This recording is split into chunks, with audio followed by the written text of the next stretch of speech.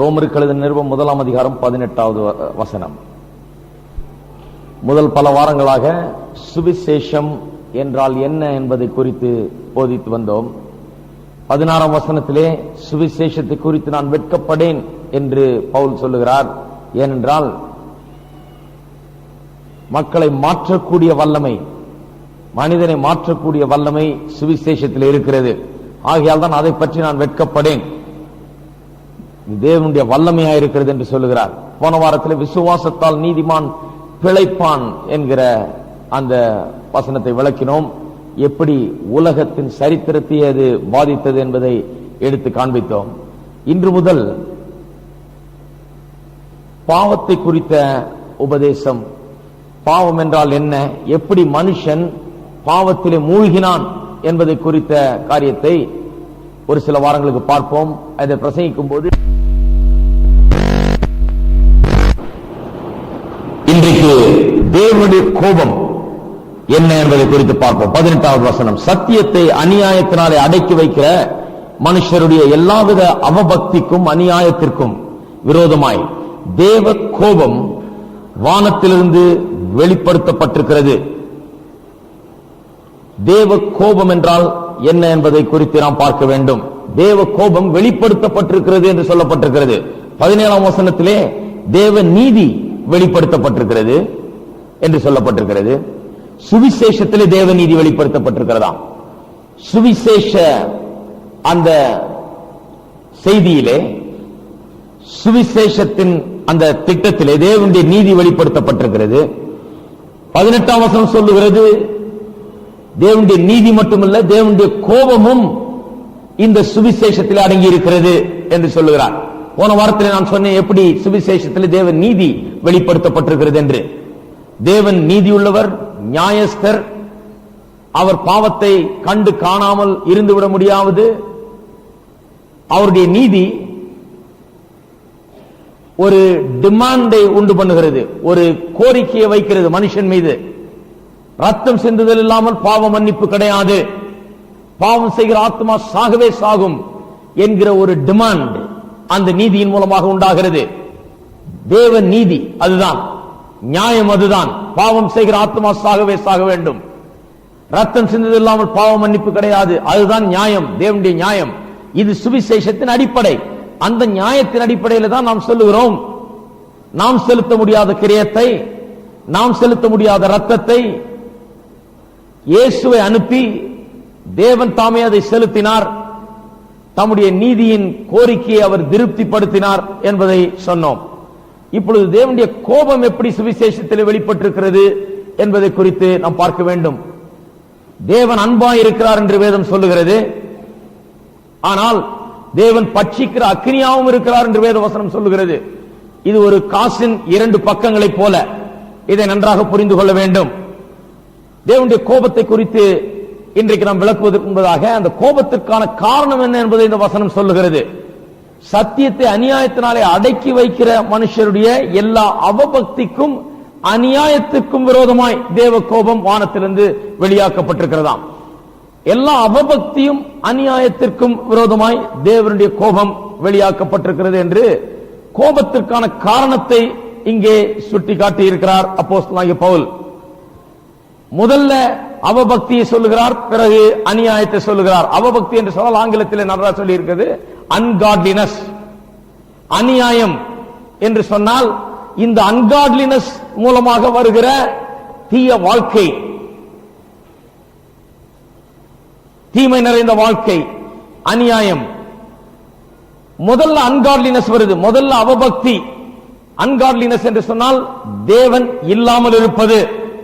பாருங்கள், ஆதியிலே தேவன் மனுஷனை சிருஷ்டித்து தோட்டத்திலே வைத்தார், அருமையான சூழ்நிலையில வைத்தார். தோட்டத்திலே எல்லா விருட்சங்களின் கனியையும் நீ புசிக்கலாம் என்று சொன்னார். ஆனால் ஒரே ஒரு விருட்சத்தின் கனியை மட்டும் நீ புசிக்காதிருப்பாயாக என்று சொன்னார். அது என்ன? நன்மை தீமை அறியக்கூடிய அந்த விருட்சத்தின் கனியை புசியாதிருப்பாயாக என்று சொன்னார். ஆனால் சாத்தான் வந்து ஏவாளிடத்திலே பொய்யை சொல்லி தேவனை விசுவாசிக்க வேண்டாம் என்று சொல்லி தேவனுடைய வார்த்தையை பொய் என்று சொன்னபோது ஏவாள் அதை நம்பி தேவனுடைய வார்த்தையை தள்ளிவிட்டு சாத்தானை நம்பினாள். அந்த நாளிலே அவர்கள் வீழ்ந்து போனார்கள். அந்த நாளிலே சாவா என்று சொன்னார். நீ இந்த கனியை புசிக்கிற நாளிலே சாகவே சாவா என்று சொன்னார். அந்த நாளிலே விழுந்து சாகவில்லை, சரீர பிரகாரமாக சாகவில்லை. ஆனால் ஆவிக்குரியபடி அவர்கள் செத்தார்கள். சரீர பிரகாரமாக ஓடுகிறார்கள், ஒளிகிறார்கள், அத்தி இலையிலே தைத்து போட்டுக் கொள்கிறார்கள், எல்லாம் செய்கிறார்கள். ஆனால் ஆவிக்குரியபடி செத்தார்கள். ஆவிக்குரியபடி சாவு என்றால் என்ன? ஆவிக்குரியபடியான சாவு என்றால் தேவனை விட்டு பிரிந்திருப்பது, தேவன் அற்று இருப்பது, தேவனோடு கூட உள்ள உறவு துண்டிக்கப்படுவது. இதுதான் நேர்ந்தது. இது நேர்ந்ததுக்கு காரணம் என்ன? தேவனை அவர்கள் தள்ளி போட்டார்கள், தேவனுடைய வார்த்தையை நம்பாமற் போனார்கள், நிராகரித்து விட்டார்கள், பிசாசுடைய வார்த்தையை நம்பினார்கள். பிரசங்கங்களை கேட்டா நமக்கு என்ன தெரியுது? பாவம்னு சொன்னா வேசித்தனம், விபச்சாரம், குடிக்கிறது, வெறிக்கிறது, சினிமா பார்க்கிறது, அதை பண்றது, இதை பண்றது, இதான் சொல்லிட்டாங்க பாவம். நம்முடைய கணக்கின்படி பார்த்தா, இன்றைக்கு பிரசங்கங்களின் படி பார்த்தா ஆதாமும் ஏவாளும் பாவமே செய்யல. அவங்கள போற பெரிய பரிசுத்தமா உலகத்துல ஹலோ இருக்கவே முடியாது. ஏதேன் தோட்டத்தில் ஏவாள்னா சாத்தான கூட்டிட்டு சினிமாக்கா போனா? ஹலோ இருக்கிறீங்களா? இல்ல சாத்தான கூட்டிட்டு ஓடி போயிட்டானா? அல்லது விபச்சாரம் வேசித்தனம் பண்ணார்களா? ஒண்ணுமே பண்ணலையே. ஆதாமும் கூட சேர்ந்துட்டு கும்மாளம் போட்டானா? கிடையாது, ஒன்றுமே பண்ணவில்லை. இன்றைக்கு நம்முடைய பிரசங்கங்களின் படி பார்த்தா நம்ம சொல்ற பாவம் பாவம் பாவம் பாவம், ஊரெல்லாம் விபச்சாரம் வேசித்தனம் விபச்சாரம் வேசித்தனம் சும்மா போட்டு அடி அடி அடிக்கிறாங்க. பாவம் என்றால் என்ன? நம்ம சொல்ற பாவத்தின்படி பார்த்தா ஆதாமும் ஏவாளும் பாவமே செய்யல, அவங்க ஒண்ணுமே செய்யல, அதெல்லாம் செய்யவே இல்ல. டிஸ்கோ டான்ஸ் ஆடினாங்க அவங்க? கிடையாது, ஒண்ணும் கிடையாது. இன்னைக்கு எல்லாம் சொல்றாங்க போஸ்டர் பாக்குறது கூட அதை கூட சேர்த்துக்கிறாங்க. அங்க போஸ்டரும் கிடையாது, ஒண்ணும் கிடையாது, எதுவுமே கிடையாது, அவங்க ஒண்ணுமே செய்யல. அப்புறம் எப்படிதான் பாவிகளானார்கள்? எதுவுமே தப்பே செய்யாமல். நல்ல கவனிங்க, இது ரொம்ப புரிந்து கொள்றது ரொம்ப அவசியம். எந்த தவறுமே செய்யலங்க. எந்த விதமான குடியோ வெறியோ விபச்சாரம் வேசித்தனமோ நம்ம சொல்ற மாதிரி பாவங்கள் எதுவுமே அவர்கள் செய்யவில்லை. அப்புறம் எப்படி பாவிகளானார்கள்? பாவிகளானார்கள் எப்படி என்று சொன்னால், தேவனுடைய வார்த்தையை தள்ளி போட்டார்கள், தேவனை தள்ளி போட்டார்கள். தேவனுடைய வார்த்தையை நீங்கள் நம்பாமல் போகும்போது அவரையே நம்பவில்லை, அதுதான் அர்த்தம். அதுதான் பாவம். இன்றைக்கு உலகத்தில் இருக்கிற பெரிய பாவம் என்ன? தேவனுடைய வார்த்தையை தள்ளி போடுவது. நல்ல கவனிங்க, மற்றதெல்லாம் செய்யலான்னாரு பாஸ்டர்னு சொல்லாதீங்க வெளியே போய். அதை சொல்ல நான் நல்ல கவனிங்க, சில நேரத்தில் சில பாயிண்ட் சொல்றதுக்காக அப்படி சொல்லுவேன். தேவனை தள்ளி போட்ட பிறகு தேவன் வேண்டாம், நான் எப்படியோ வாழ்ந்துக்கிறேன், இவர் என்னத்துக்கு எனக்கு, இவர் எல்லாமே என் இஷ்டப்படி என்னுடைய சொந்த விருப்பத்தின்படி நான் வாழ்ந்து கொள்ளுகிறேன் என்று சொல்வதுதான் பாவம். அதன்படி நீங்கள் அதன் பிறகு நீங்கள் செய்கிறதெல்லாம், அதன் பிறகு மனுஷன் குடிச்சு வெறிக்கிறது, விபச்சாரம் பண்றது, வேசித்தனம் பண்றது, இதெல்லாம் சொல்றோமே, அதெல்லாம் இந்த தேவனற்ற வாழ்க்கையின் அம்சங்கள். அதெல்லாம் தேவன் இல்லாம வாழ்ந்தா அப்படிதான் இருக்கும் வாழ்க்கை. ஒரு பெரிய போதகர் ரவி சக்கரையாஸ் என்கிற போதகர், நீங்கள் கேள்விப்பட்டிருக்கலாம், ஒரு புத்தகம் எழுதியிருக்கிறார் ரீசெண்டா. Can a man live without God? தேவன் இல்லாமல் மனுஷன் வாழ முடியுமா? அவர் சொல்றார், தேவன் இல்லாமல் மனுஷன் எப்படி வாழ முடியும்? தேவனுக்காகவே சிருஷ்டிக்கப்பட்டவன், தேவனை கண்டடையும்படியாக, தேவனோடு நெருங்கி ஜீவிக்கும்படியாக, தேவனோடு ஐக்கியம் கொள்ளும்படியாக சிருஷ்டிக்கப்பட்டவன். அந்த உறவை அவன் இழந்து விட்டால், அதிலிருந்து அவன் துண்டிக்கப்பட்டு விட்டால் அவனுக்கு சாவுதான், வாழ்வே கிடையாது. இன்றைக்கு உலகத்தில் நாம் பார்க்கிறது என்ன? சாவத்தான் பார்க்கிறோம். உலகமே ஒரு பெரிய சுடுகாடா இருக்கிறது, கல்லறையா இருக்கிறது, செத்தவர்கள் ஜீவிக்கிற இடமா இது இருக்கிறது. இது கல்ற இல்ல.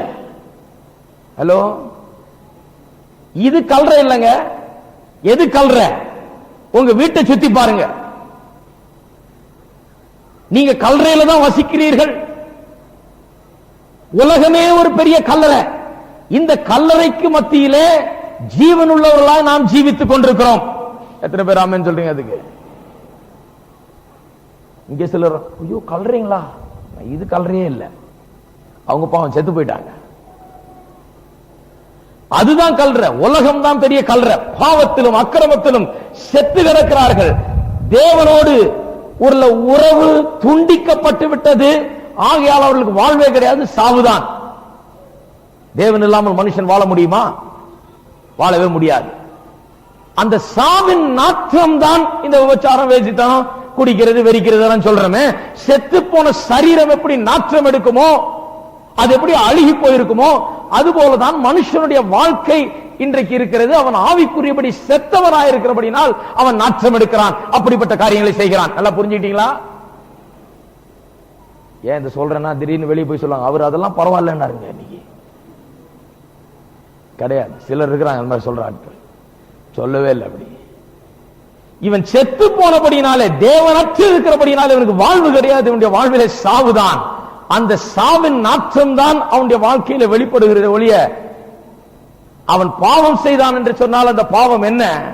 தேவன் வேண்டாம் என்று நிராகரித்ததுதான் அவன் செய்த பாவம். தேவனுடைய வார்த்தை என்றைக்கு விசுவாசிக்காமல் போனானோ அன்றைக்கு தேவனை விசுவாசியாமல் தேவனை தள்ளிவிட்டான். யோவான் எழுதின சுவிசேஷத்துக்கு திருப்போம், 16ஆம் அதிகாரம்.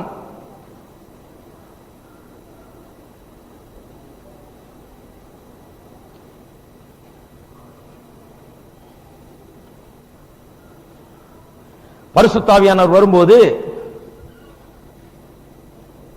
கண்டித்து உணர்த்துவார் என்று சொல்லப்பட்டிருக்கிறது 3 காரியத்தை குறித்து. 8ஆம் வசனம், அவர் வந்து இயேசு சொல்லுகிறார், பரிசுத்த ஆவியானவர் வரும்போது பாவத்தை குறித்தும் நீதியை குறித்தும் நியாய தீர்ப்பை குறித்தும் உலகத்தை கண்டித்து உணர்த்துவாராம்.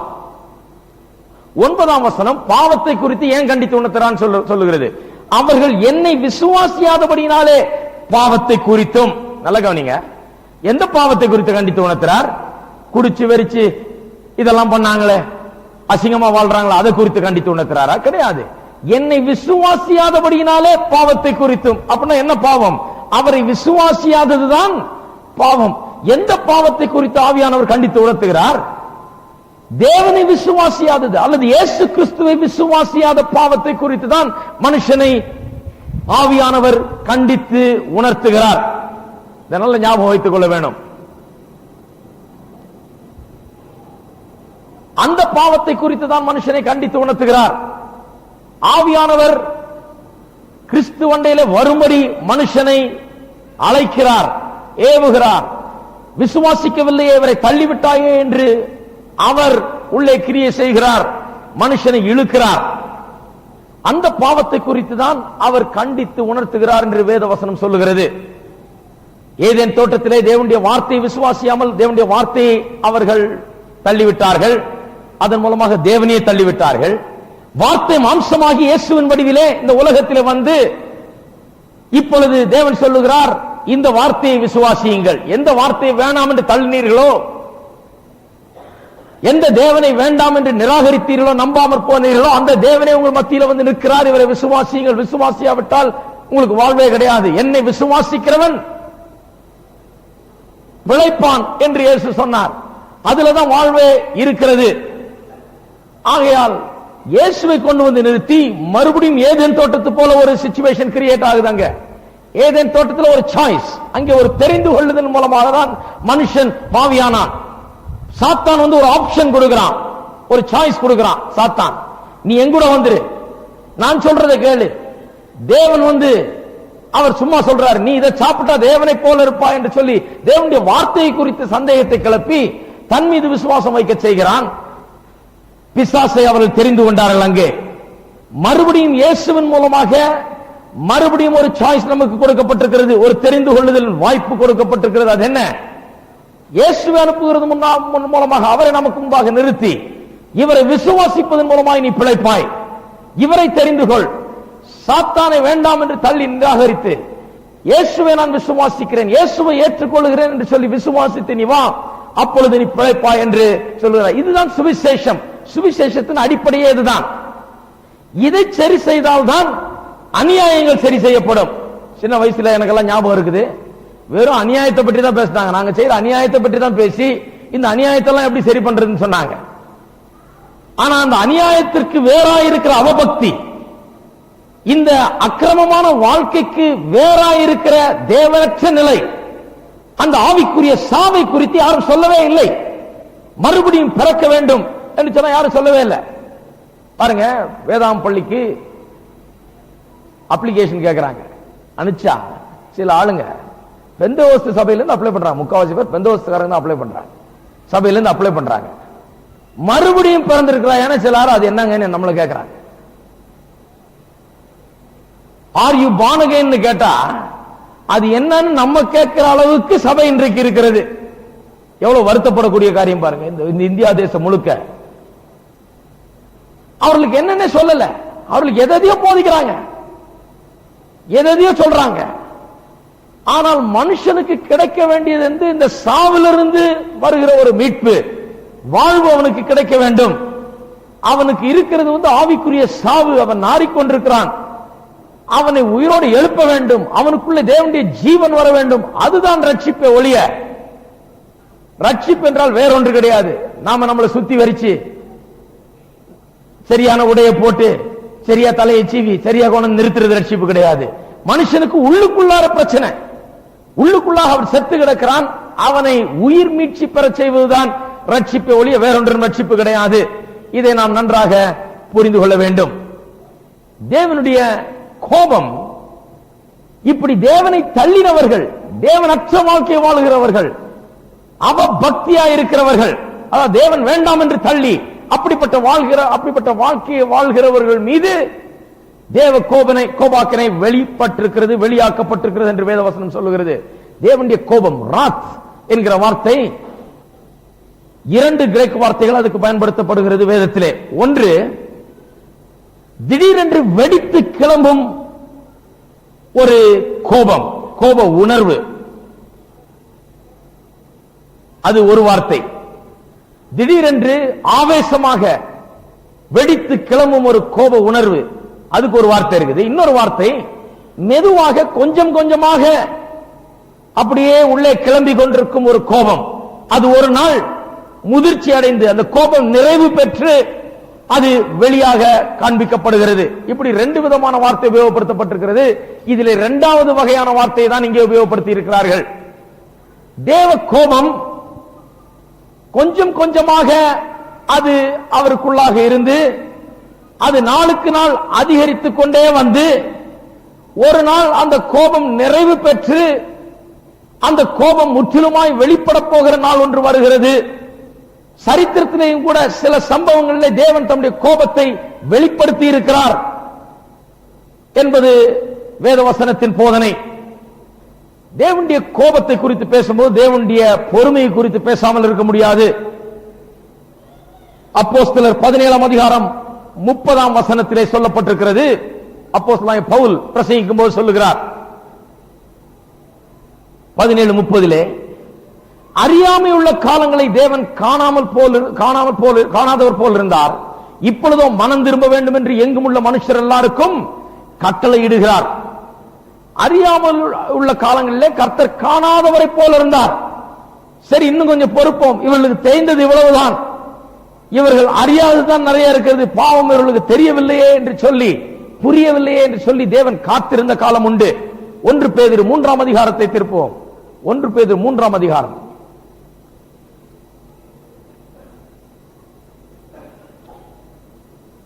2 பேதுரு 3ஆம் அதிகாரம்.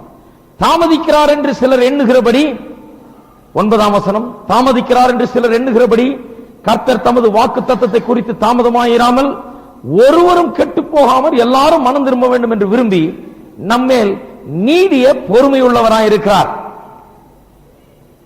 கர்த்தருடைய கோபம் வந்து வெளிப்படாததினாலே இன்றைக்கு பாவம் செய்கிற அல்லது பாவத்திலே வாழ்கிற எல்லார் மீதும் வெளிப்படாததினாலே சிலர் என்ன நினைத்து விடுகிறார்கள், தேவனுடைய கோபத்தை அவர் காட்டவே மாட்டார், அவர்கிட்ட கோபமே கிடையாது, அவர் தாமதிக்கிறபடினாலே அவர் அதை செய்யவே மாட்டார், கோபம் வெளிப்படாது என்று நினைக்கிறார்கள். ஆனால் வேத வசனம் சொல்லுகிறது அவர் பொறுமையோடு காத்துக் கொண்டிருக்கிறார். ஏன்?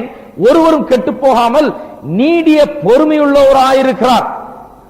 அதுதான் அதற்கு காரணம். இது எப்படி இருக்கிறது என்றால், டேம் பார்த்திருப்பீங்கன்னு நினைக்கிறேன். டேமுக்கு என்ன சொல்றது தமிழ்ல? அணைக்கட்டு, டேம். எங்கிருந்தோ பல காடுகளிலும் நதிகளிலிருந்தும் பல இடங்களிலிருந்து தண்ணி ஓடி வருது. பல மைல்களுக்கு சில நேரத்தில் அந்த தண்ணிகள் ஓடி வந்து இங்க இந்த டேம்ல முட்டிட்டு ரெடியா நிக்குது. அதான் டேம். டேம்னா என்ன? எங்க இருந்தோ மைல் கணக்குல ஓடி வர்ற தண்ணி வந்து கொட்டி தீர்க்கும் அது. ஆனா அது வந்து கொட்டிடாதபடிக்கு அங்கே கட்டி வைத்திருக்கிறாங்க. அதை ஒரு சிவரை எழுப்பி பெரிய மதில் மாதிரி எழுப்பி இந்த டேமை கட்டி வச்சு வேண்டிய நேரத்தில் கரெக்டா அளவின்படி திறந்து விட்டு வேலையை செய்கிறார்கள். தான் டேம். கர்த்தருடைய கோபம் அது போலதான் இருக்குது. சரித்திரத்தின் ஆரம்ப காலத்திலே மனுஷன் பாவம் செய்த போது, பாவத்திலே விழுந்த போது அவன் மீது தேவன் கோபம் கொண்டார். அதிலிருந்து அவன் பாவ வாழ்க்கையை வாழ்ந்து தேவனை தள்ளி, தேவனை அவமதித்து, தேவன் வேண்டாம் என்கிற வாழ்க்கையை வாழ்ந்து கொண்டு வந்து கொண்டே இருக்கிறான். பொறுமையாய் தேவன் இருந்திருக்கிறார். எத்தனையோ நேரங்களில் மிகுந்த பொறுமையை கையாண்டிருக்கிறார். இப்படியே இருந்து இருந்து ஒரு டேமை போல அந்த கோபம் தேக்கி வைக்கப்பட்டிருக்கிறது. அப்படியே நிக்குது. அது திறந்து விடுகிறதற்கு அந்த முழுமையான காலம் வரும்போது அது திறந்து விடப்படும். தேவனுடைய கோபாக்கினியை குறித்து நாம் லேசாக எண்ணக்கூடாது. அநேகருக்கு என்ன பிரச்சனை என்று சொன்னால், தேவன் அன்பாய் இருக்கிறார் என்று வேதம் சொல்லுகிறதையா? அப்படி இருக்கும்போது அவர் உண்மையாகவே ஜனங்களை கோபாக்கினியினாலே நரகத்தில் தள்ளுவாரா? அன்பாய் இருக்கிற தேவன் ஜனங்களை அழிப்பாரா? அன்பாய் இருக்கிறவர் ஜனங்கள் நரகத்துக்கு போக வேண்டும் என்று விரும்புவாரா? எப்படி அதை விரும்புவார் என்று சொல்லி ஜனங்கள் கேட்கிறார்கள். ஆனால் தேவனுடைய நியாய தீர்ப்பை நாம் சரித்திரத்தில் கூட பார்க்கலாம். சோதோம் குமாரா என்கிற இரு பட்டணங்களை அவர் தீயினால் அழித்தார். நோவாவின் காலத்திலே அக்கிரமம் பெருகி இருந்த போது அவர் வெள்ளத்தினால் உலகத்தை அழித்தார். தேவன் நியாயம் தீர்க்கிறவர் என்பது சரித்திரத்திலே திட்டவட்டமாய் காட்டப்பட்டிருக்கிறது. அது வரப்போகிற நியாய தீர்ப்புக்கு ஒரு சிறிய எடுத்துக்காட்டாதான் இருக்கிறது ஒழிய அது முழுமையானது கிடையாது. ஆனால் அதன் மூலமாக சில காரியங்களை புரிந்து கொள்ளலாம். சோதோம் குமாராவை கர்த்தர் அழிக்கிறது என்பதாக ஆபிரகாம் இடத்தில் வருகிறார். தன்னுடைய சிநேகிதனாகிய ஆபிரகாமுக்கு சோதோம் குமாராவை குறித்து, அதை அழிக்க போகிற காரியத்தை குறித்து வெளிப்படுத்துகிறார், சொல்லுகிறார். அவன் தன்னுடைய சொந்தக்காரனாகிய லோத்துவுக்காக பரிந்து பேசுகிறான். பரிந்து பேசி அந்த லோத்துவன் அந்த குடும்பமும் அந்த அழிவிலிருந்து காக்கப்படும்படியாக அவன் பரிந்து பேசி லோத்துவன் குடும்பமும் காக்கப்படுகிறது என்று பார்க்கிறோம். அதிலிருந்து என்ன அறிந்து கொள்கிறோம்? தேவன் கோபாக்கனை உள்ளவர். ஆனால் ஒருபோதும் தம்மை நம்புகிறவர்கள், தம்மிடத்தில் வருகிறவர்கள், அவர்களை அவர் மறந்து விடுவதில்லை. கோபாக்கனை இந்த பிசாசின் பிள்ளைகள் மீதுதான் அவருக்கு இருக்கிறது. அந்த வழியிலே நான் போவேன் என்று தொடர்ந்து தங்களை அந்த வழியிலே நடத்தி கொண்டிருக்கிறவர்கள் மேல்தான், அல்லது கோபாக்கினை ஜனங்கள் தேவன் வேண்டாம் என்று தள்ளி நிரந்தரமாக அதில் வாழ விரும்பும் போதுதான் அப்படி உண்டாகிறது என்பது நிச்சயமாக விளங்குகிறது. தம்முடைய ஜனங்களை ஒருபோதும் அவர் அழிக்கிறதில்லை. தம்மண்டையில் வருகிறவர்களை, விசுவாசிக்கிறவர்களை ஒருபோதும் அவர் அழிக்கிறதில்லை. நோவாவின் காலத்திலேயும் அப்படிதான். நோவாவுக்கு ஏற்கனவே சொல்லிவிட்டார் வெள்ளம் வரப்போகிறது என்று. அவன் பேழையை கட்டுகிறான், விசுவாசத்தோட பிரசங்கிக்கிறான், நீதியை, ஜனங்களை எச்சரிக்கிறான். ஆனால் ஜனங்களோ கடின இருதயம் உள்ளவர்களாய் தேவனை வெறுத்து, தேவனை தள்ளி நிராகரித்து, தேவன் வேண்டாம் என்கிற அந்த எண்ணத்திலே வாழ்கிறபடினாலே கடைசியில வெள்ளம் அவர்களை அழித்து போடுகிறது என்று நாம் பார்க்கிறோம். ஆனால் இவைகள் எல்லாவற்றிற்கும் மத்தியிலே இப்படி தேவனுடைய கோபாக்கினை உண்மை என்று நாம் பார்க்கிறோம். அதை சோதோம் குமாராவின் மீது காண்பித்தார். நோவாவின் காலத்திலே வெள்ளத்தை அனுப்புவதன் மூலமாக காண்பித்தார். அதிலிருந்து பல காரியங்களை பார்க்கிறோம். ஆனால் எல்லாவற்றுக்கும் மேலாக இயேசுவினுடைய காரியத்திலே தேவனுடைய அவருடைய கோபாக்கினையை காண்பித்தார் என்பது வேதவசனம் திட்டவட்டமாய் போதிக்கிற ஒரு காரியம். கோபாக்கினை இயேசுவின் பேரில் காண்பித்தார். எங்கே காண்பித்தார்? கல்வாரி சிலுவையிலே அதை காண்பித்தார். அடக்கி வைத்திருந்த அந்த கோபத்தை, அல்லது இந்த பாவ ஜீவியத்தை வாழ்கிற மக்கள் மீது காண்பிக்க வேண்டிய இந்த கோபத்தை இயேசு சிலுவையிலே மரித்த போது, சிலுவையில் அறையப்பட்ட போது, அந்த இருண்ட நாளிலே வானங்கள் இருண்டது. அங்கே தேவன் தம்முடைய முகத்தை இயேசுவிடத்திலிருந்து திருப்பிக் கொண்டார். தம்முடைய கோபாக்கினியை இயேசுவின் மீது அனுப்பினார். ஏனென்றால் இயேசு உலகத்தின் பாவத்தை சுமந்தவராய் அங்கே தொங்கினார். பாவத்தின் சாபம் அவர் மீது வைக்கப்பட்டது. பாவத்தினாலே சாபமானார். அவர் பாவம் செய்யாதிருந்த போதும் நம்முடைய பாவங்களை சுமந்தது நிமித்தமாக அவர் அங்கு சாபமாக்கப்பட்டு அவர் தொங்க விடப்பட்டார். அப்பொழுது தேவனுடைய கோபாக்கினை அங்கு காட்டப்பட்டது. சோதம் குமாரமையில விழுந்த அக்கினியை போல, நோவாவின் காலத்தில் வந்த வெள்ளத்தை போல, அங்கே கல்வாரி சிலுவையின் மீது தொங்கின இயேசுவின் மீது அந்த அக்கினியும் தேவனுடைய நியாய தீர்ப்பு என்கிற வெள்ளமும் கரை புரண்டு ஓடினது. அந்த அணைக்கட்டு திறந்து விடப்பட்டது. தேவனுடைய கோபம் நம் மீது காட்டப்பட வேண்டிய கோபம், நம்மை எரிக்க வேண்டிய கோபம், நம்மை மூழ்கடிக்க வேண்டிய கோபம் அன்றைக்கு இயேசுவின் மீது காட்டப்பட்டது. இயேசு அந்த தேவ கோபாக்கினைக்கு ஆளானார். ஆகையால் தான் அவர் கதறுகிறார், என் தேவனே, என் தேவனே, ஏன் என்னை கைவிட்டீர் என்று. அங்கே சிலுவையிலே மரித்தது மட்டுமல்லாமல், அங்கே தண்டனையை பெற்றது மட்டுமல்ல, அங்கே அடிக்கப்பட்டு அவமானப்படுத்தப்பட்டு அங்கே நிர்வாணமாய் தொங்கினது மட்டுமல்லாமல், அங்கே அவர் பாடுபட்டது மட்டுமல்லாமல், அங்கிருந்து பாதாளத்துக்கு அவர் செல்கிறார். பாதாளத்துக்கும் அவர் எடுத்து செல்லப்படுகிறார். அங்கேயும் நாம் செல்ல வேண்டிய பாதாளம், நமக்கு கொடுக்கப்பட வேண்டிய நரகம், அந்த நரகத்தின் வேதனையை அவர் அனுபவிக்கிறார்.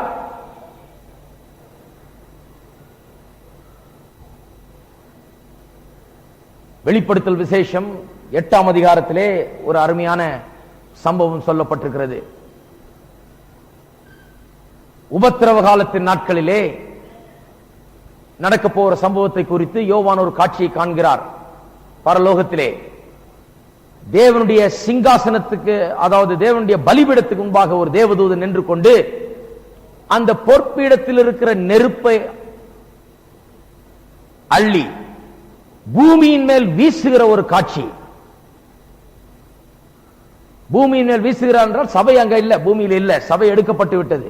அந்த நேரத்தில் பூமியின் மீது அந்த பலிபீடத்தில் உள்ள நெருப்பை எடுத்து அங்கே வீசுகிற ஒரு காட்சியை குறித்து 8ஆம் அதிகாரத்திலே முதல் சில வசனங்களிலே சொல்லப்பட்டிருக்கிறது.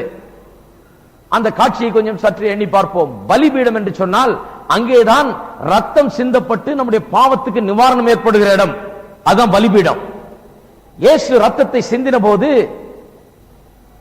அந்த பலிபீடத்தண்டையில தான் அந்த ரத்தம் கொண்டு செல்லப்பட்டு அங்கே அது ஒப்படைக்கப்பட்டு அந்த ரத்தத்தின் மூலமாக தான் நம்முடைய பாவங்கள் கழுவப்பட்டு நாம் இன்றைக்கு பாவ நிவாரணம் பெற்றிருக்கிறோம்.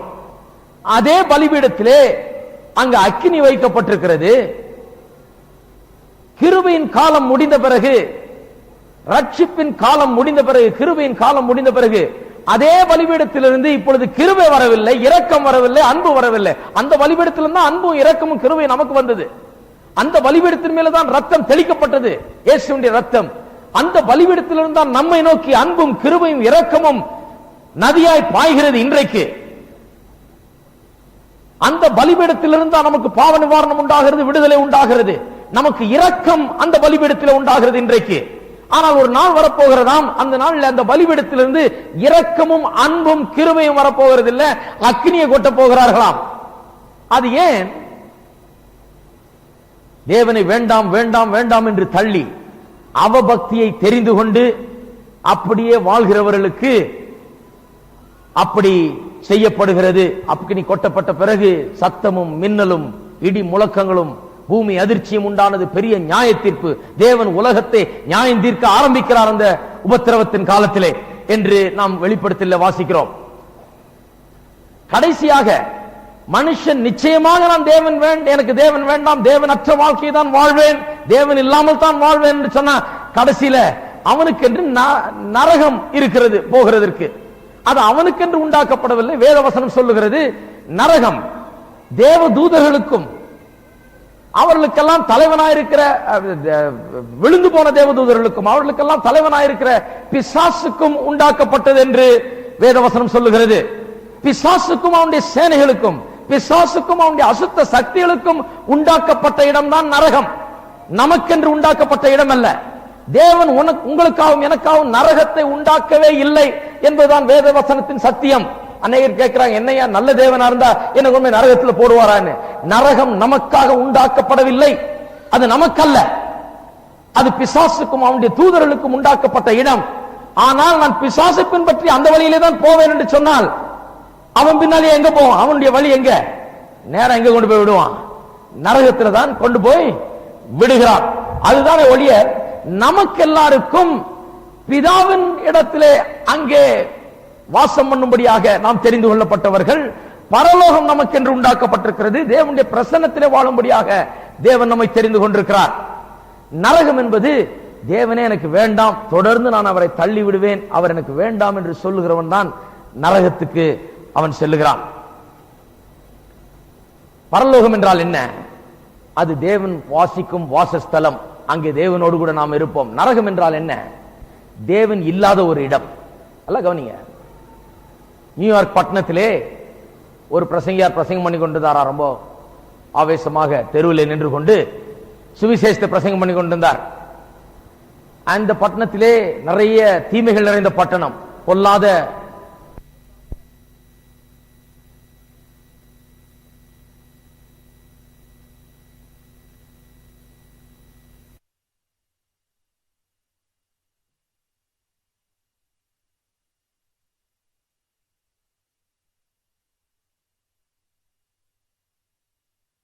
விபச்சார ஸ்திரீயாய் வாழ்ந்து கொண்டிருந்தவள் இந்த பிரசங்கத்தை கேட்டுக்கொண்டு அப்படியே கிட்டே வந்தாளாம். கிட்டே வந்து கேட்டுக்கொண்டிருந்தால் அப்பொழுதுதான் இவர் பிரசங்கம் பண்றார். நீ இயேசுவை ஏற்றுக்கொள்ளவில்லை என்றால் நீ நரகத்துக்கு போவா என்று பிரசங்கம் பண்ணி கொண்டிருக்கிறார்.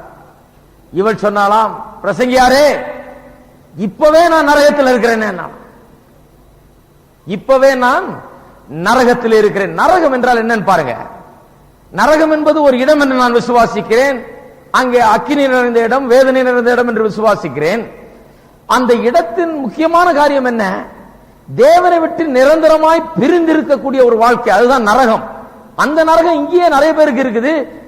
கடைசியாக அங்க தள்ளப்படும் போது அதுல இருந்து மீள முடியாதபடிக்கு ஒரு நரகத்தில் போய் மாட்டிக்கொள்கிறார்கள். இந்த பெண் சொல்லுகிறாள், இப்பவே நான் நரகத்தில் இருக்கிறேன், ஐ அம் இன் ஹெல் நவ. இப்ப நான் நரகத்தில் இருக்கிறேன் என்றா. ஆனா அவ சொல்லுற நரகம், இப்ப இருக்கிற நரகம் மாற்றப்பட முடியும். அவள் இயேசு கிறிஸ்துவை ஏற்றுக்கொள்வதன் மூலமாக இப்பொழுது தன்னுடைய வாழ்க்கையை மாற்றிக்கொள்ளலாம், இந்த நரகத்திலிருந்து மீட்கப்படலாம், இந்த வேதனையிலிருந்து அவள் விடுவிக்கப்படலாம். இப்பொழுது அவளுக்கு விமோச்சனம் உண்டு. நரகத்தில் இருக்கிறேனே அவன் கூப்பிடும் போது வா வெளியே வான்னு சொல்லி கூட்டு வந்துடலாம். ஆனால் அன்றைக்கு போய் அந்த நரகத்தில் மாட்டிக்கிட்டா வெளியே வான்னு கூட்டு வர யாராலையும் முடியவே முடியாது. அதுதான் வித்தியாசம். இன்றைக்கு அநேக தேவனற்ற வாழ்க்கையை வாழுகிறார்கள். தேவன் அற்ற வாழ்க்கை தான் நரகம்.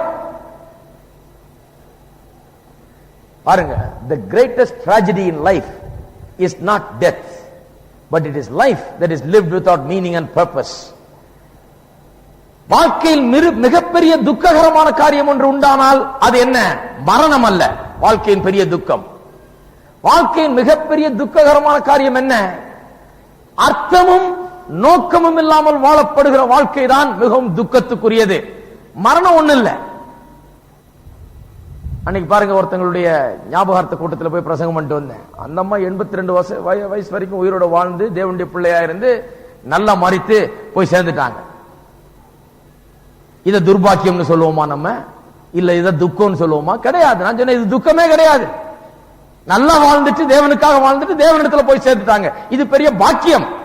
பாக்கியம் அடைந்துட்டாங்க அவங்க. அது துக்கமே கிடையாது. என்ன துக்கம்? இன்றைக்கு வாழ்கிறவர்களுடைய வாழ்க்கை தான் துக்கம். இன்றைக்கு தேவனற்ற விதத்தில் வாழ்கிறவர்கள், தேவனை வேண்டாம் என்று தள்ளிவிட்டு வாழ்கிறவர்கள், என் சொந்த இஷ்டப்படி நான் வாழ்வேன் என்று வாழ்கிறவர்கள், நான் நினைத்தபடி வாழ்வேன் என்று வாழ்கிறவர்கள், தேவனுக்கு தங்களுடைய வாழ்க்கையில இடம் கொடாதவர்கள், அவர்கள் தான், அவருடைய வாழ்க்கை தான் துக்ககரமானது. ஏனென்றால் அதுவே ஒரு சின்ன நரகம். அது ஒரு சின்ன நரகத்தை போல இருக்கிறது. இன்றைக்கு பாருங்க, நிறைய பேர் பெரிய பாவங்களை செய்திடுறாங்கன்னு சொல்ல முடியாது. எல்லாரும் எவ்வளவு நல்ல ஆட்கள்லாம் இருக்காங்க.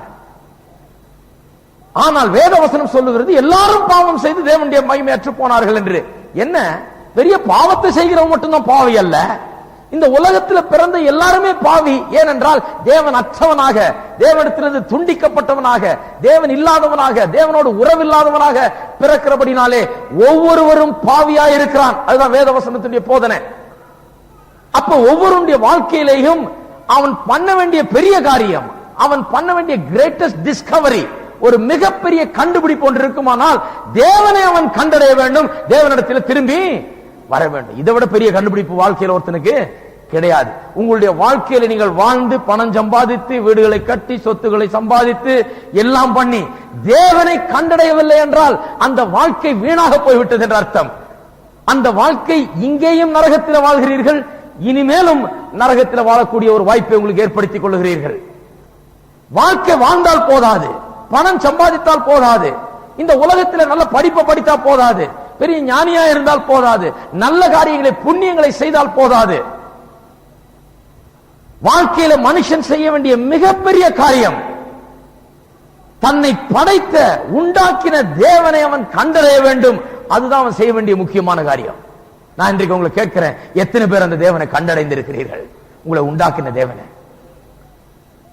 உங்களை உண்டாக்கின அந்த தேவனை கண்டடையாவிட்டால், அவர் இல்லாமல் ஒரு வாழ்க்கையை வாழ்ந்து கொண்டிருந்தால், உங்களுடைய இஷ்டப்படி ஒரு வாழ்க்கையை வாழ்ந்து கொண்டிருந்தால், அந்த வாழ்க்கையானது நரகமாயிருக்கிறது, அது வெறுமையாயிருக்கிறது. அதுதான் டிராஜடி, அதுதான் துக்ககரமான ஒன்று. மிகப்பெரிய காரியம் நாம் தேவனை கண்டடைவது. தேவனை எப்படி கண்டடைவது? இயேசு சொல்லுகிறார், என்னாலே அல்லாமல் ஒருவனும் பிதாவினிடத்தில் வரான், என்னை கண்டவன் பிதாவை கண்டிருக்கிறான் என்று சொல்லுகிறார். இயேசு கிறிஸ்துவின் மூலமாக தேவனை கண்டடைய முடியும். ஆதியிலே மனுஷன் ஆதாமும் ஏவாளும் வார்த்தையை தள்ளினார்கள், வார்த்தையை ஏற்றுக்கொள்ளவில்லை, வார்த்தையை விசுவாசிக்கவில்லை, தள்ளி போட்டார்கள். இன்றைக்கு வார்த்தை மாம்சமாகி நமக்கு முன்பாக வந்து நிற்கிறார். அவரை விசுவாசிக்க முடியும். நாம் அந்த சாபத்தை நாம் திருப்பி போட முடியும். நம் மீது விழுந்த அந்த சாபத்தை நாம் திருப்பி போட முடியும். இன்றைக்கு நாம் இயேசுவை விசுவாசிக்கிறதன் மூலமாக நம்முடைய வாழ்க்கையை மாற்றி போட முடியும். இயேசுவின் மீது வந்து அக்கினி விழுந்தது என்று சொன்னேன். இயேசுவின் மீது அந்த அந்த ஜட்ஜ்மெண்ட், அந்த ஆக்கினை தீர்ப்பு வந்து விழுந்தது என்று சொன்னேன். சிலுவையிலே அவர் மீது வந்து விழுந்தது என்று நாம் விசுவாசிக்கும் போது நம்ம மேல வந்து விழப் போகிறதில்லை. அவர் மீது வந்து விழுந்தது என்று நாம் விசுவாசியாமல் அதை ஏற்றுக்கொள்ளாமல் போகும்போது அது நம் மீது கடைசியாக வந்து விழுகிறது. அதை விசுவாசிக்கிறவர்களுக்கு, அவர் மீது விழுந்தது என்று விசுவாசிக்கிறவர்களுக்கு இன்றைக்கு விடுதலை உண்டு, அவர்கள் மீது அது விழாது. ஆகையால் தான் வேதவசனம் சொல்லுகிறது, இயேசு விசுவாசிக்கிறவன் ஆக்கினை தீர்ப்பிலிருந்து இன்றைக்கே விடுபடுகிறான். இன்றைக்கு அவனுக்கு ஆக்கினை தீர்ப்பு இல்லை என்று வேதவசனம் சொல்லுகிறது. ஆக்கினை தீர்ப்பு கிடையாது. இப்பொழுதே ஆக்கினை தீர்ப்பிலிருந்து விடுபடலாம், இப்பொழுதே நரகத்திலிருந்து விடுபடலாம், இப்பொழுதே அந்த அக்கினியிலிருந்து நாம் விடுபடலாம், தேவனுடைய கோபாக்கினிலிருந்து விடுபடலாம். இயேசுவை விசுவாசிக்கும் போது இப்பொழுதே அந்த அக்கினி, அந்த தண்டனை, அந்த நரகத்திலிருந்து விடுதலை கிடைக்கிறது. விசுவாசியாக போது நிச்சயமாக கடைசியிலே அது நம் மீது வந்து விழுகிறதா இருக்கிறது.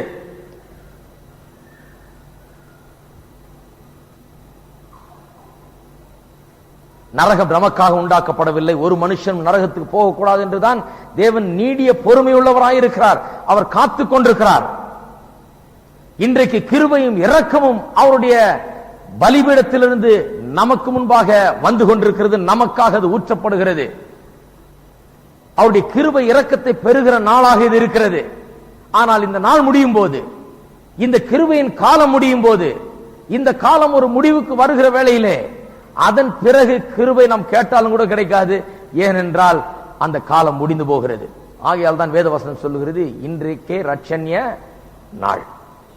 ஆகையால் தான் இப்பேற்பட்ட மகா பெரிய சுவிசேஷத்தை தள்ளுகிறவனுக்குரிய தண்டனை மிகப்பெரியதா இருக்கும் என்று வேதவசனம் சொல்லுகிறது.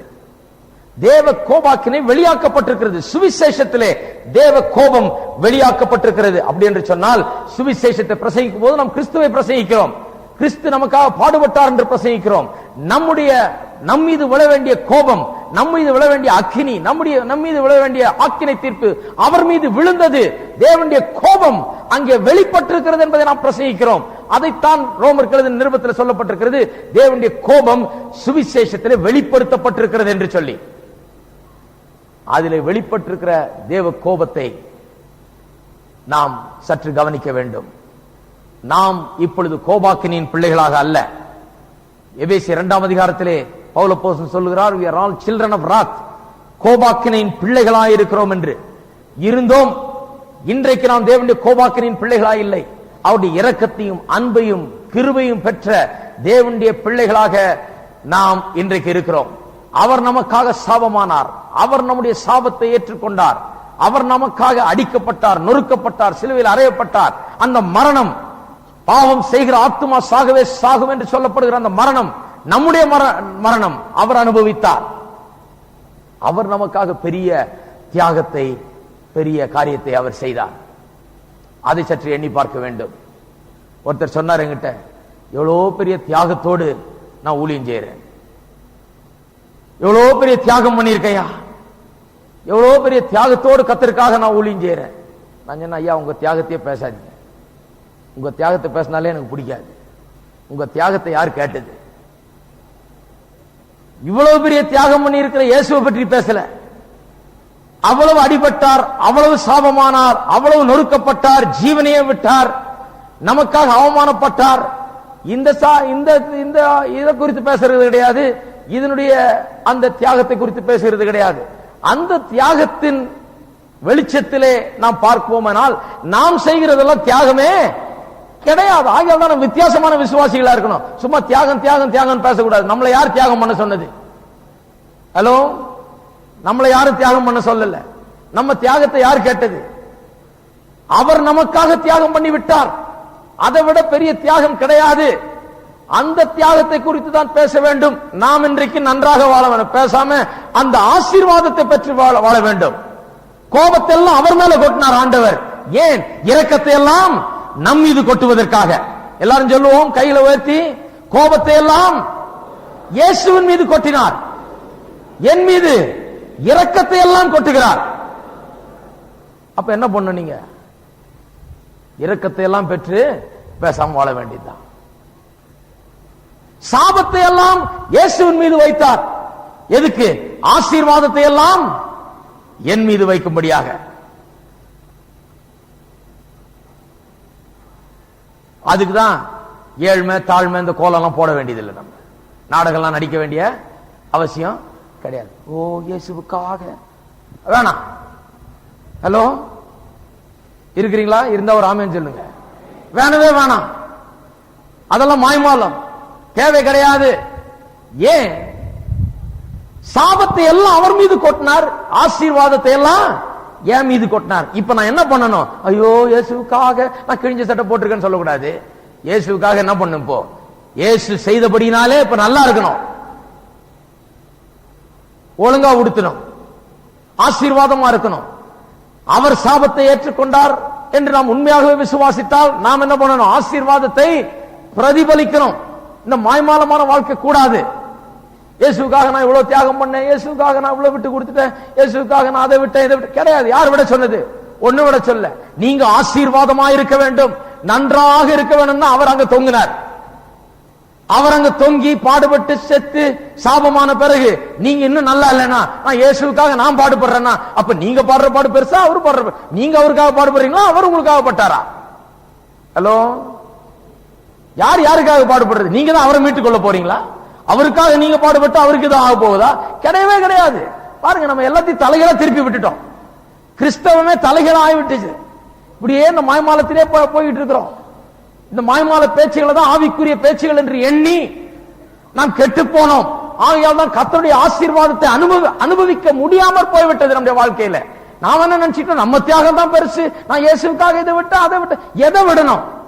நான் எல்லாவற்றையும் உடையவனாய் இருக்க வேண்டும் என்று சொல்லி, நான் ஆசீர்வதிக்கப்பட வேண்டும் என்று சொல்லி அவர் பாடுபட்டார், எனக்காக ஜீவனை விட்டார், எனக்காக மரித்தார்.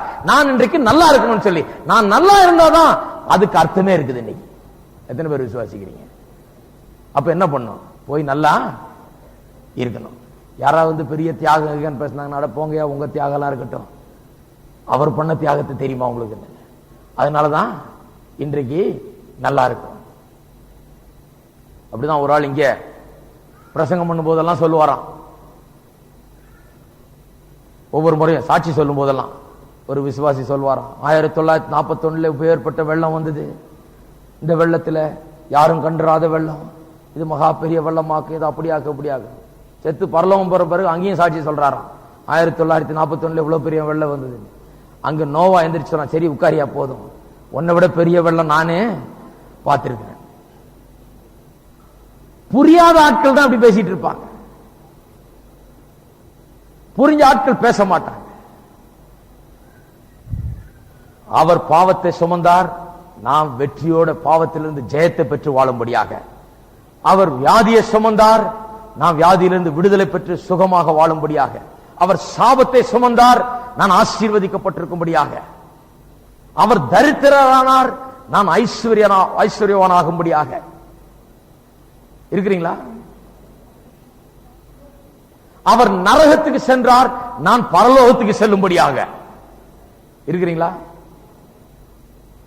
அப்ப வேற எதுவுமே பேசக்கூடாது. அவர் என்ன செய்தார் அதை பேசிட்டு சந்தோஷமா ஆசீர்வாதமாக நாம் ஜீவிக்கிறது தான் நம்முடைய வாழ்க்கை. நாம் கோபாக்கினின் பிள்ளைகள் அல்ல, நாம் ஆசீர்வாதத்தின் பிள்ளைகள். தேவனுடைய கோபம் வெளிப்பட்டிருக்கிறது சுவிசேஷத்திலே. சுவிசேஷ செய்தியில் அந்த கோபத்தை பிரசங்கிக்கிறோம். அந்த கோபம் என்ன? சுவிசேஷ செய்தியில் அந்த கோபத்தை பிரசங்கிக்கிறோம்னா கோபமாவே பிரசங்கம் பண்றதா சுவிசேஷம் நினைச்சிட்டு இருக்காங்க சிலர். ஹலோ, கோபமா நீ நரகத்துக்கு தான் போற. ஒரு பிரசங்கியா இருந்தாரா, ஞாயிற்றுக்கிழமை சாயங்காலம் வந்து பார்த்தாரா 4 பேர் தான் இருந்தாங்களாம் கோயில்ல. ரொம்ப கோபம் வந்துருச்சு அவருக்கு. அமெரிக்காவில் ராத்திரியில் ரொம்ப குளிரும், பாவம் எல்லாரும் இந்த ஃபயர் சைடுன்னு வச்சுக்கிட்டு இந்த தீயை மூட்டிக்கிட்டு வீட்டுல நடு வீட்டுல அந்த தீயை சுத்தி எல்லாரும் உட்காந்துக்கிட்டு போத்திக்கிட்டு இருப்பாங்க. இவருக்கு ரொம்ப கோபம் வந்துருச்சு. நல்ல தீயை மூட்டி நல்லா பக்கத்துல உட்காந்துட்டு நல்ல குளிர் காயுங்க, எரியறதுக்கு இப்பவே பழக்கப்படுத்திங்கன்ட்டார். ஏன்னா ஒரு நாள் எரிய போறீங்க நரகத்துல, அதை இப்பவே தீக்கு பக்கத்துல உட்கார்ந்து நல்லா பிராக்டிஸ் பண்ணீங்கன்ட்டார். இப்படி பண்ணி தான் என்ன நினைச்சுக்கிட்டோம், சுவிசேஷம் என்றால் கோபமா பேசுறதா சுவிசேஷம். சுவிசேஷம்னா அடிச்சு நொறுக்கி ஜனங்களை நீ நரகத்துக்கு தான் போற பேசுறதா சுவிசேஷம் நினைச்சுக்கணும். கிடையாது. சுவிசேஷம் என்றால் இயேசுவின் மீது எப்படி தேவனுடைய கோபம் வெளிப்பட்டது அதை பேசுறதா சுவிசேஷம். ஹலோ, இருக்கிறீங்களா? சுவிசேஷம்னா அக்னி எப்படி உன் மேல வரப்போகுது, உன் மேல எப்படி ஜலப்பிரளயம் வந்து ஒன்னு அடிச்சிட்டு போகுது, இதோட ஒளிஞ்ச நீ. அப்படி கிடையாது. தேவன் உன் மேல கோபமா இருக்கிறாரு, அதை தேக்கி வச்சு அப்படியே நிக்குது. ஒரு நாள் எல்லா கோபத்தையும் உன் மேல கொட்ட போறாரு. கிடையாது. தேக்கி வச்சு அப்படியே நின்னுச்சு. கல்வாரி சிலுவையில அன்றைக்கு இயேசு சிலுவையில பாடுபட்ட அன்றைக்கு அந்த அணைக்கட்டு திறந்து விடப்பட்டது. தேவ கோபாக்கினை அவர் மீது விழுந்தது. ஹலோ, அதைத்தான் பிரசங்கம் பண்றோம் சுவிசேஷத்துல. சுவிசேஷத்துல ஜனங்க மீது ஆண்டவர் கோபமா இருக்காருன்னு பிரசங்கம் பண்ணல. சுவிசேஷத்துல நம் மீது இருந்த கோபத்தை இயேசுவின் மீது கொட்டி விட்டார். நாம் இரக்கத்தை பெறலாம், நாம் கிருபையை பெறலாம், அவருடைய அன்பை பெறலாம் என்பதைத்தான் சுவிசேஷமாக அறிவிக்கிறோம். எத்தனை பேர் இன்றைக்கு அறிவிக்க முடியும் சுவிசேஷத்தை? சிலர் சுவிசேஷம் பிரசங்கம் பயங்காட்டியே ரட்சிக்கப்பட வச்சிருவாங்க. ஒரு கூட்டத்துக்கு போயிருந்தேன் நானே, அவர் பிரசங்கம் பண்ணதை பார்த்தா நானே ரட்சிக்கப்பட்டேன்னு சந்தேகம் ஆயிடுச்சு எனக்கு. நல்ல காலம் நான் பிரசங்கியாரான பிறகு போன கொஞ்சம் விளங்குச்சு விஷயம். இதுக்கு முன்னால் நிறைய கூட்டங்களுக்கு போய் நிறைய தடவை ரட்சிக்கப்பட்டிருக்கிறேன் நான். ஆயால் ரட்சிப்பு நிச்சயம் நிறையவே இருக்குது எனக்கு. கோபம் ஜனங்கள் மீது இல்ல, இன்றைக்கு ஜனங்கள் மீது இரக்கம் காண்பிக்கப்பட்டிருக்கிறது. தெருவில் இருக்க குடிகார மீது என்ன காண்பிக்கப்படுகிறது? இன்றைக்கு இரக்கம். விபச்சாரியின் மீது, வேசித்தனம் பண்ணுகிறவன் மீது இன்றைக்கு என்ன காண்பிக்கப்படுகிறது? ஆண்டவர் கோபத்தை பிரசங்கம் பண்ணாதீங்க, இரக்கம், கிருபை, தேவனுடைய அன்பு அவனுக்கு காட்டப்படுகிறது. பாவிகளுக்கு இன்றைக்கு என்ன காட்டப்படுகிறது? இது கிருபையின் காலம். இயேசுவின் மீது கோபத்தை ஊற்றிவிட்டார், நம் மீது இரக்கம் பாய்ந்தோடி கொண்டிருக்கிறது என்பதை சொல்லுவதுதான் சுவிசேஷம். அதைத்தான் பிரசங்கிக்கிறோம். சுவிசேஷம் என்கிறது தேவ கோபாக்கினை அதில் வெளிப்படுத்தப்பட்டிருக்கிறது என்று நாம் பிரசங்கிக்கிறோம். இயேசுவின் மீது கொட்டிவிட்டார் எல்லாத்தையும். நீ இப்பொழுது உன்னுடைய பாவத்தை விட்டு இயேசுவின் வா, பாவத்தை விட்டு திரும்பி இயேசுவை வந்து ஏற்றுக்கொள், இரக்கம் பெறுவாய், கிருபை பெறுவாய், நன்மையை பெறுவாய், அன்பை பெறுவாய் என்று பிரசங்கிக்கிறோம். அதுதான் சுவிசேஷம். இன்றைக்கும் கூட ஆண்டவர் நம்மை நேசிக்கிறார். இங்கே உள்ள தேவனுடைய பிள்ளைகளை அவர் நேசிக்கிறார். ஏனென்றால் நீங்கள் அவரிடத்தில் வந்து விட்டீர்கள், அவருடைய பிள்ளைகளாக இருக்கிறீர்கள். இயேசுவை ஏற்றுக்கொள்ளாதவர்கள், நான் சொன்னேன் இல்லையா, இயேசுவை ஏற்றுக்கொள்ளாததான் பாவம். அதுதான் முதல்ல பெரிய பாவம். தான் இயேசுவை ஏற்றுக்கொள்ளாதவர்கள், சொந்த ரட்சகராக ஏற்றுக்கொள்ளாதவர்கள், இன்னும் அவரிடத்தில் வராதவர்கள், அவர்களுக்கு ஒரு நற்செய்தி. பாவிகளாகிய ஜனங்கள் மீது தேவ கோபம் இருந்தது. அந்த கோபத்தை கல்வாரி சிலுவையிலே தொங்கின இயேசுவின் மீது அவர் கொட்டி விட்டார். அங்கே கொட்டப்பட்டு விட்டது. இப்போ கோபாக்கினை நாள் கிடையாது, இது ரட்சிப்பின் நாள். தேவன் உங்களை கோபத்தோட தண்டிக்கிற நாள் கிடையாது, உங்களை ஏற்றுக்கொள்ளுகிற நாள். தேவன் உங்களை தள்ளி போடுகிற நாள் கிடையாது, உங்களை வரவேற்கிற நாள். தேவனுடைய அன்பை எப்பேற்பட்ட மனுஷனும் பெற முடியும். பெரிய பாவங்களை செய்த மனுஷனும் பெற முடியும், கொலைகாரனும் கூட பெற முடியும். அல்லது நிறைய புண்ணியங்களை செய்தான இயேசுவை ஏற்றுக்கொள்ளாமல் இருக்கிறவனும் பெற முடியும். இயேசுவின் அன்பை, இரக்கத்தை, நம்மை உண்டாக்கின தேவனுடைய கிருபையும் இரக்கத்தையும் அன்பையும் இன்றைக்கு ஒவ்வொருவரும் பெற முடியும். அதுதான் சுவிசேஷம். ஏன் பெற முடியும்? இயேசு அந்த சாபத்தை ஏற்றுக்கொண்டார், அந்த நியாய தீர்ப்பை ஏற்றுக்கொண்டார், ஆக்கினை தீர்ப்பை ஏற்றுக்கொண்டார், அந்த தண்டனையை ஏற்றுக்கொண்டார். இன்றைக்கு நீங்கள் ஒவ்வொருவரும் அவருடைய இரக்கத்தையும் ஜீவனையும் அன்பையும் பெறும்படியாக நம்ம எல்லாரும் தலைவணங்கி ஜெபிப்போம்.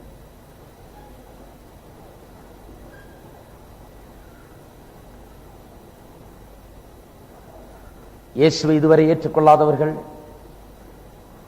நான் இதுவரை இயேசுவை ஏற்றுக்கொள்ளவில்லை, ஏதோ வாழ்ந்து வந்திருக்கிறேன், அல்லது ஒருவேளை கிறிஸ்தவ மக்களாகவே இருந்து வந்திருக்கலாம், சபையில் இருந்திருக்கலாம், ஆனால் உண்மையாகவே இயேசுவை ஏற்றுக்கொண்டு இப்படி அவருடைய ஜீவனை நான் பெறவில்லை. பாவம் என்றால் என்ன என்பதை இன்றைக்கு புரிந்து கொண்டேன். தேவனை தள்ளுகிறது தான் பாவம். என்னுடைய வாழ்க்கையில தேவன் வேண்டாம் என்று வாழ்ந்தது, என்ன இஷ்டப்படி வாழ்ந்தது தான் பாவம். தேவனை ஏற்றுக்கொள்ளுகிறது அதுதான் ரட்சிப்பு என்பதை நான் புரிந்து கொண்டேன். இன்றைக்கு நான் இயேசுவை ஏற்றுக்கொள்ள விரும்புகிறேன், இயேசு வண்டியில வர விரும்புகிறேன் என்று சொல்லுகிறவர்கள் கையில உயர்த்துங்கள் பார்க்கலாம். நான் இன்றைக்கு இயேசுவை ஏற்றுக்கொள்ளுகிறேன், இயேசு வண்டியில வர விரும்புகிறேன் என்று சொல்லுகிறவர்கள் கைகளை உயர்த்தி காண்பியுங்கள். உங்களுக்காக ஜெபிக்க போகிறோம். சீக்கிரமாக உயர்த்தி காண்பி. இன்னும் யாராவது இருக்கீங்களா? இயேசுவை ஏற்றுக்கொள்ள போகிறேன், இயேசு வண்டியில நான் வர விரும்புகிறேன் சொல்ற கை நல்லா உயர்த்தி காண்பி. வேற யார் இருக்கீங்களா? எல்லாரும் எழுந்து நிற்போம். இயேசுவை இன்றைக்கு ஏற்றுக்கொள்ள போகிறேன், இயேசு வண்டியில் நான் வரப்போகிறேன், என்னை உண்டாக்கின தேவனை இன்றைக்கு என்னுடைய வாழ்க்கையிலே அவரை நான் ஏற்றுக்கொள்ள போகிறேன் என்று சொல்லுகிறவர்கள் சீக்கிரமா எழுந்து முன்னாலே வந்து இங்கே வந்து நில்லுங்கள்.